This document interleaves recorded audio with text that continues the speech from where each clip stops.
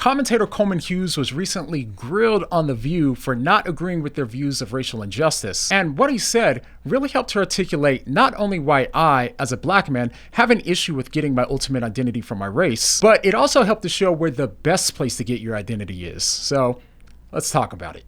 So as soon as Coleman stepped on the stage, there was already some tension in the air, given what he said in the past about racial identity being an issue. They started off by asking him to defend his potentially offensive claims around colorblindness. Explain to folks what you mean. Arguments for a colorblind America. What do you mean when you say that? So a lot of people equate colorblindness to I don't see race or to pretending not to see race. I think that's a big mistake. We all see race, right? And we're all capable of being racially biased, so we should all be self-aware to that possibility. My argument is not for that. My argument is that we should try our very best to treat people without regard to race, both in our personal lives and our public policy. Of course. And the reason I wrote this book, thank you. The reason I wrote this book is because in the past 10 years, it has become very popular to, in the name of anti-racism, teach a kind of philosophy to our children and in general that says your race is everything, right? And I think that is the wrong way to fight racism, and that's why I wrote this book at this time.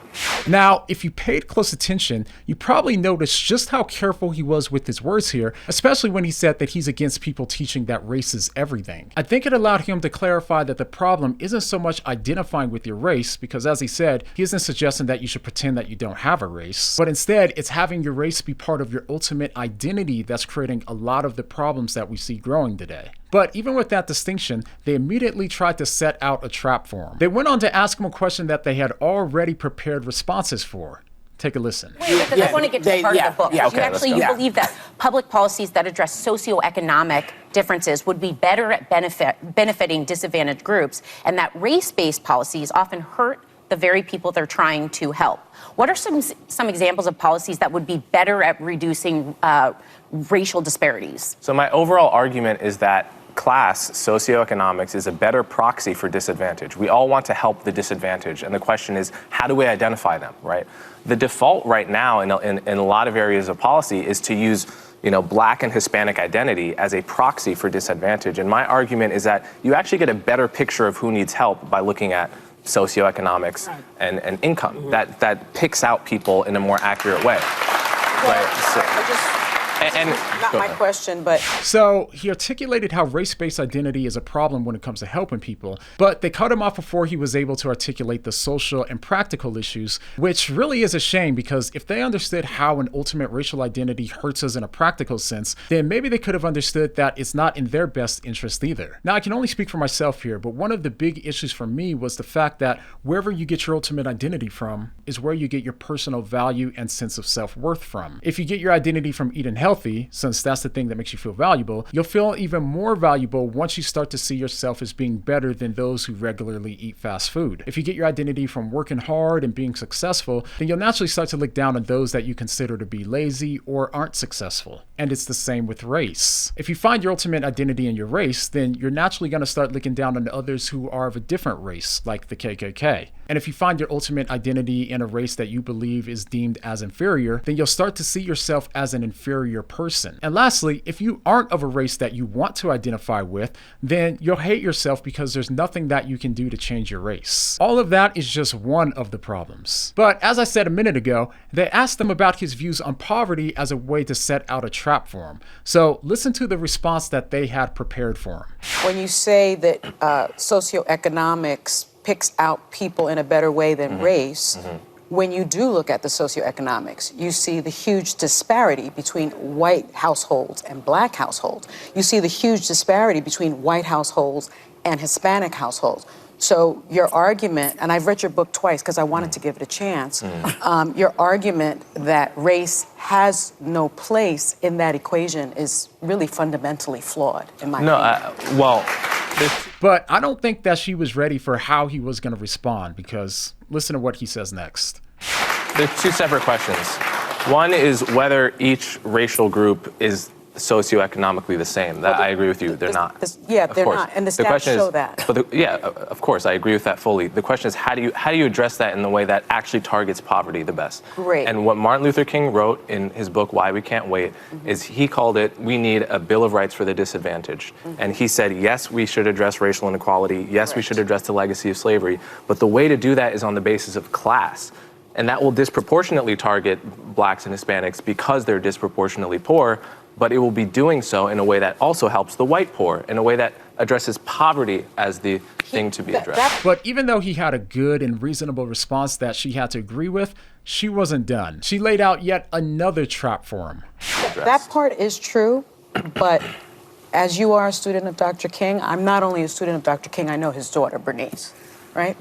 So I'm going to get to my question. Go ahead, go right ahead. I think the premise is fundamentally flawed. You claim that color blindness was the goal of the civil rights movement, based upon Dr. King's I Have a Dream speech, content of character versus the color of skin. Bernice, Dr. King's daughter, points out that 4 years after giving that speech, actually, Dr. King also said this: a society that has done something special against the Negro for hundreds of years must now do something special for Negroes. And so your argument for color blindness, I think, is something that the right has co-opted.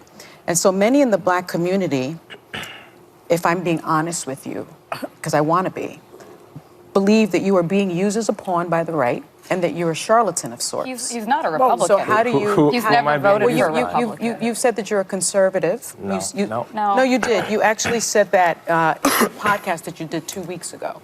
I said I was a conservative. Yes, He's not. yes, you did. So, but You're my familiar question with to him. He's you, not a Republican. my question to you is, how do you respond to those critics? Okay, Let's give him answer. Yes. So here he responded by showing her that she's wrong on all accounts. But here's where I think that we get to the crux of the issue. As I said earlier, humans have to get their identity from somewhere. So if we have to have an identity, where can we get an identity that's better than a race-based one? Well, Coleman answers that question by comparing anti-racists to the white supremacists, making the host even more upset and uncomfortable. The anti-racism movement, there are a couple of people, I don't even know who they are. Maybe you know Robin who they are. DiAngelo. Robin DiAngelo, Yeah. Ibram Kendi, for instance. Okay. Well, you say that is just another form of racism, and you even say it has a lot in common with white supremacy. How can you compare those two things? I compare about them because- anti-racism, you're comparing it to white supremacy. Because they both view your race as a extremely significant part of who you are. So white supremacists, they obviously say, we all know what they say, okay? Neo-racists like Robin DiAngelo, they say that to be white is to be ignorant, for example. Well, this is a racial stereotype, and I want to call a spade and say this is not the style of anti-racism we have to be teaching our kids. We should be teaching them that your race is not a significant feature of who you are. Who you are is your character, your value, and your skin color doesn't say anything about that. That's actually misrepresenting what Robin DiAngelo's position is. It's in her book. But a lot of So here we go. Here we go. Now, I love what he said here, and I agree that getting your identity from your character and your value is far better than getting your identity from your race. However, I'm still not sure that it escapes the trap of identity. I mean, if you get your ultimate identity from your character, so let's just say how moral you are, then you can't help but look down on people who aren't living a life as moral as the life that you believe that you're living. And if you get your identity from being a nice person, then you can't help but feel better than people who aren't so nice. And when you have a bad day and you snap on everyone, then what happens to your sense of self-worth and identity? At minimum, you'll be living under the pressure of being found out and people realizing that you're not as nice of a person as you would like other people to think. And at worst, you'll feel crushed for not living up to who you thought that you were. The problem is, every identity, whether it comes from personal achievement or something innate like race, they still cause all of these same issues that we see with the race-based identity. And that's what I thought until I found one particular identity that was different from all of the other identities. Years ago, after I became a Christian, I slowly started to think more and more about the question of identity from a completely different perspective. I started to wonder what it would mean if I decided to get my identity from thinking of myself through the lens of Christ dying for me and who he says that I am. Now, I know that that might sound cheesy and cliche and abstract, but here's what I realized that meant for me. The first thing it meant was that if I truly believed believe that the only reason that I could be saved and become a child of God is completely and utterly because of him offering me his life as a free gift, then that changes everything. This not only means that there was nothing that I could have done in order to earn an identity of being his child, but also I was incapable of doing so on my own efforts, and he had to do all of the work for me. His life is the reason why I'm saved and not my own. So once you realize that this isn't an identity that you can achieve, but only one that you can receive, you lose the ability to look down on those who aren't saved since you didn't do anything to deserve it. And at the same time, it can't crush you either. When it comes to something like race, well, you can't change your race. So if you feel like you're less valuable because you belong to a race that people deem as inferior, then you would have to be stuck. You'll always be in a state of being self-loathing because of how you were born. But an identity in Christ means that you're born again. And it also means that that's an identity that's available to everyone. No matter who you are, no matter your race, no matter your gender, you can still receive your identity as a child of God. So in other words, I realize that I know who I am, not by asking myself, who am I, but instead by asking myself, whose am I? And through his grace and by believing in him, I'm his child. Now, I wasn't able to get into the details here of how much getting your ultimate identity in anything other than Christ can destroy you. And so in this video, you can see how a 56-year-old model who got her identity from her looks went through a personally catastrophic time as she realized how people treated her in her older years. And the next time you find yourself getting your identity in anything else other than Christ, I hope you don't mind me asking, but what do you mean?